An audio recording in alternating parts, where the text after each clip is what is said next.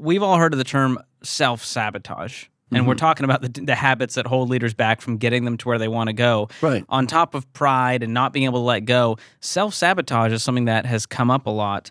What's a real-life example of someone you've worked with who maybe sabotaged their own success? Oh, we all do this all the time. And I'm just going to give you one classic example. Two examples. One is, I behave this way, I am successful, therefore I must be successful because I behave this way. Wrong. Everybody I coach is not just successful, they are obscenely successful because they do many, many things right and some things that are real dumb. They're successful because of and in spite of. I've never met anybody so wonderful they had nothing on the in spite of list. We all got stuff on that in spite of list. And the other self-sabotaging behavior is we stereotype ourselves. We say, that's just the way I am. That's just the way I am. Guess what? As long as we say that's just the way I am, that's just the way you're going to stay. And like, I can't listen. I've never been able to listen. I can't listen. Well, why not? Yeah, I said, you got something stuck in your ears? Well, as long as you say that's just the way I am, two bad things happen. One, you're unlikely to change. And two, even if you do try to change, you won't seem authentic or real. So what I tell people is never put yourself in a stereotypical box. Unless you have an incurable genetic defect, you can change.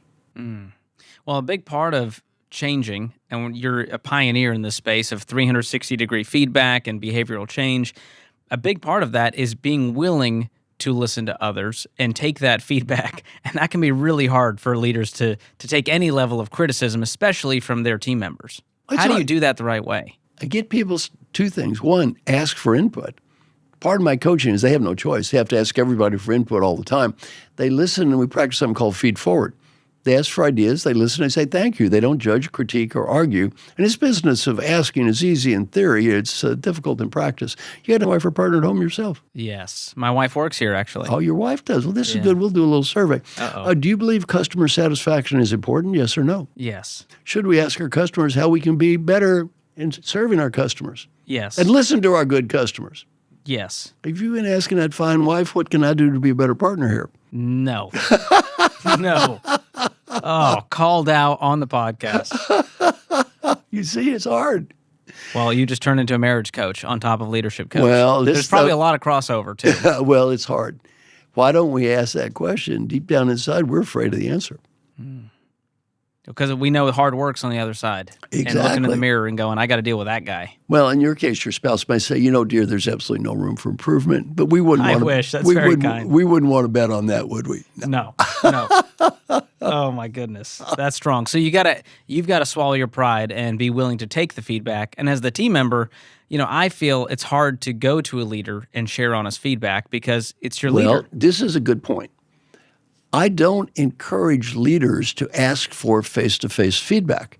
All of my clients get confidential feedback. So it's anonymous. All anonymous. I ask them to ask for face-to-face feed forward.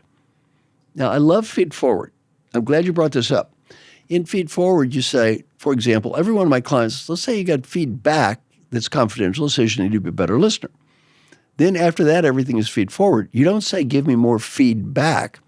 You say, I'm not going to ask you for feedback about the past. I'm going to ask you for ideas for the future. Give me ideas to help me be a better listener in the future. Now, even your direct reports will be very hesitant to give you feedback. On the other hand, feed forward is anybody can do that.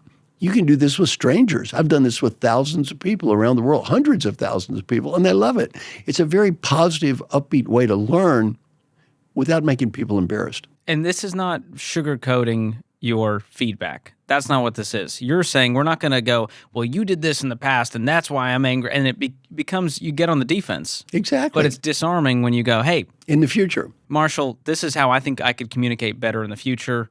Tell me if I'm wrong. Yeah, exactly. And also you ask for ideas. Give me ideas to help me do a better job of communicating with you in the future.